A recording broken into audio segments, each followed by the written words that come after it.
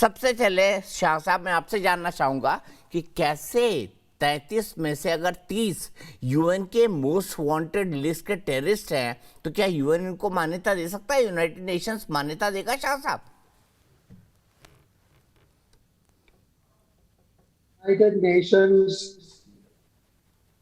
United Nations वो resolution pass करते हैं और एक रेजोल्यूशन उसने पास करा हुआ है जिसमें इतने लोगों को, जो आपने बताया शुरुआत में, उनको टेररिस्ट बना के रखा हुआ है। तो ये टेररिस्ट रहेंगे जब तक यूनाइटेड नेशंस एक रेजोल्यूशन बदलेगा नहीं। जब तक वो रेजोल्यूशन नहीं बदल सकता है तब वो जो टेररिस्ट है उनको टेररिस्ट ही रखेंगे।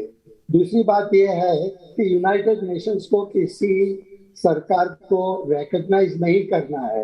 वो जब बिठाते हैं यूएन जनरल असेंबली में और उनका एक बोर्ड आता है तो उसका मतलब ये हो गया कि उन्होंने रिकॉग्नाइज कर दिया है। तो जब तक वो बोर्ड नहीं आएगा, जब तक यूएन के तालिबान के लोग वहां नहीं आएंगे, रिप्रेजेंटेटिव्स नहीं बनेंगे, तब तक यूनाइटेड नेशंस उनको करती नहीं है। मैं 1966 में जब पहली तालिबान सरकार यूएन में आई थी तब मैं एम्बेसडर था इंडिया का। तो उस टाइम पे इन्होंने बता दिया था कि तालिबान वाले बैठेंगे नहीं। तो तालिबान वाले 1966 से मेरे ख्याल से 2001 तक वही बैठे हुए नहीं थे। तो उनका मतलब ये होगा कि यूएन ने उनको रिकॉग्नाइज नहीं करा है।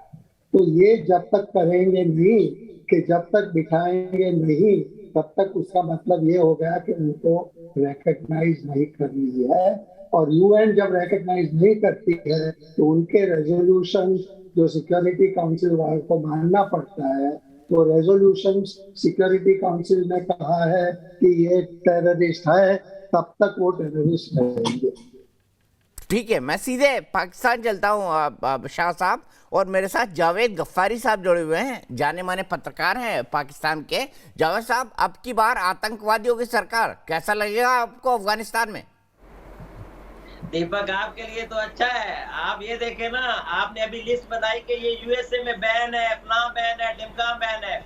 आपके तो वजीर आजम बैन थे, आपको याद नहीं है क्या? क्या आपकी इतना तो है ना, माशाल्लाह सीनियर जर्नलिस्ट है, 20 साल से जर्नलिज्म कर रहे हैं। ये जो नरेंद्र मोदी हैं, ये बैन नहीं थे क्या यूएसए में? आपको भूल गए? ये बैन भूल के कुछ नहीं होता, बैन हट जाते होते हैं। अभी जो यूएसए की मुज़ाकरात करके यहाँ पे पहुंचे हैं ना,